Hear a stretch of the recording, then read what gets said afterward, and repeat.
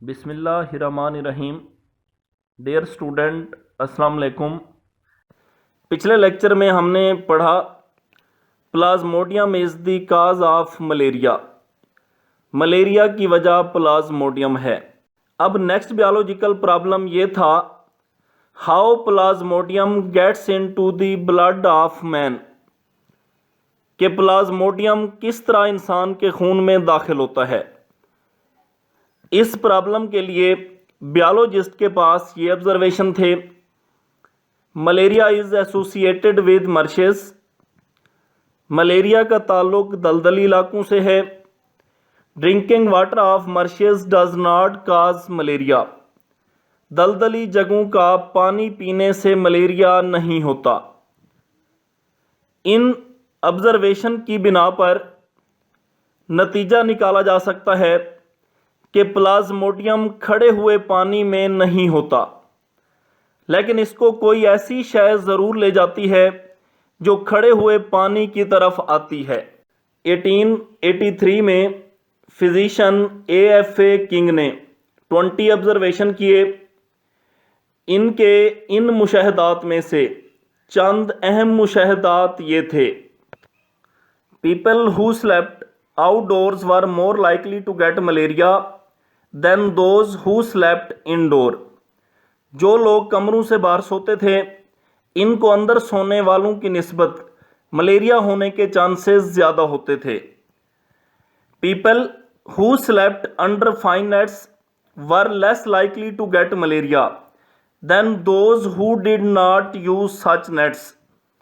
जो लोग बारीक जालियों की बनी नेट्स के नीचे सोते थे, इनको दूसरों की निस्बत मलेरिया होने के चांसेस कम होते थे। And individual who slept near a smoky fire usually did not gate malaria. वो अफराद जो धुएं के करीब सोते थे, आम तौर पर मलेरिया में मुब्तला नहीं होते थे। इन ऑब्जर्वेशन की बेस पर AFA किंग ने ये हाइपोथेसिस सजेस्ट किया, mosquitoes transmit plasmodium and so are involve in the spread of malaria. मच्छर प्लाज्मोडियम को मुंतकिल करते हैं, इसलिए मलेरिया के फैलाव के जिम्मेदार हैं। इस हाइपोथेसिस को दुरुस्त जानकर ये डिडक्शंस बनाई गईं। If mosquitoes are involve in the spread of malaria, अगर मच्छर मलेरिया के फैलाव के जिम्मेदार हैं, then plasmodium should be present in mosquitoes. तो मच्छर के जिस्म में प्लाज्मोडियम होना चाहिए।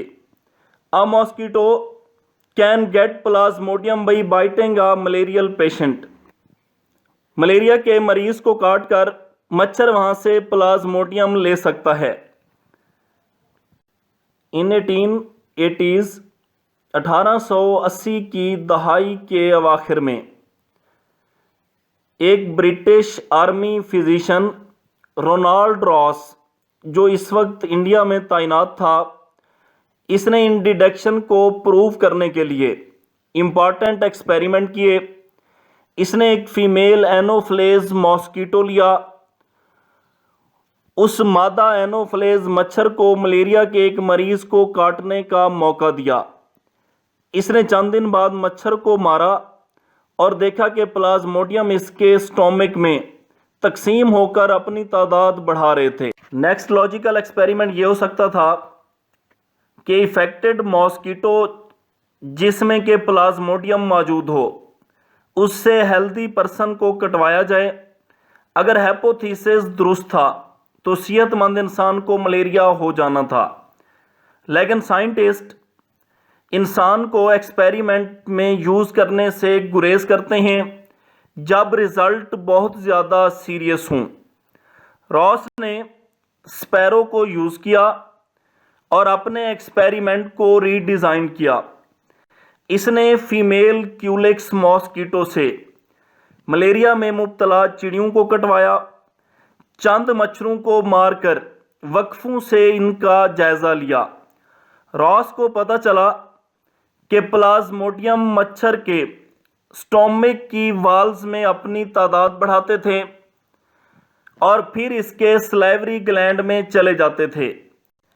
इसने कुछ मुतासरा मच्छरों को जिंदा रखा और इनसे हेल्दी स्पैरो को कटवाया।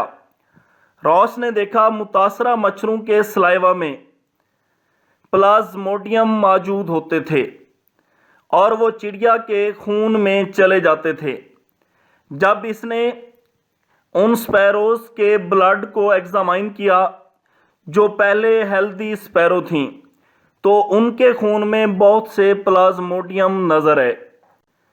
एंड पर इस हाइपोथेसिस को डायरेक्ट ह्यूमन पर एक्सपेरिमेंट करके टेस्ट किया गया। 1898 में इटालियन बियोलॉजिस्ट इतालवी बियोलॉजिस्ट ने फीमेल एनोफ्लेज मॉस्किटो से मलेरिया में मुब्तला इंसान को कटवाया। मच्छर को चंद दिन रखने के बाद इससे हेल्दी पर्सन को कटवाया।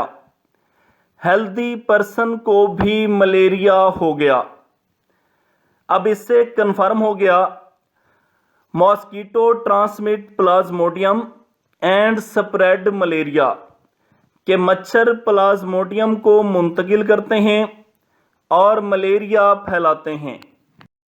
जब फीमेल मॉस्किटो अपने माउथ पार्ट के ज़रिए स्किन को काटता है तो वहाँ से ब्लड ड्रा करने से पहले स्मॉल अमाउंट में सलाइवा इंजेक्ट कर देता है। वहाँ से खून खींचने से पहले थोड़ी सी मिकदार में अपना सलाइवा दाखिल कर देता है। ये सलाइवा क्या करता है? मॉस्किटो की फूड कैनाल में ब्लड क्लॉटिंग से प्रिवेंट करता है। ये सलाइवा मच्छर की खुराक की नाली में खून को जमने नहीं देता। जब मॉस्किटो काट कर चले जाते हैं तो स्किन पर वेल्ट्स अपीयर होते हैं, जिल्द के ऊपर उभार से बन जाते हैं। ये वेल्ट्स किसी वाउंड के अगेंस्ट रिएक्शन नहीं होता, ये किसी ज़ख़म के ख़िलाफ़ रिएक्शन नहीं होता, बल्कि सलाइवा के अगेंस्ट एक एलर्जिक रिएक्शन होता है, बल्कि सलाइवा के ख़िलाफ़ एलर्जी की वजह से होता है। In some cases the itching sensation and swelling subside within several hours. चंद घंटों के अंदर सलाइवा हल होकर ख़त्म हो जाता है और खारिश और सूजन भी ख़त्म हो जाती है। ये था आज का हमारा टॉपिक। अल्लाह हाफ़िज़।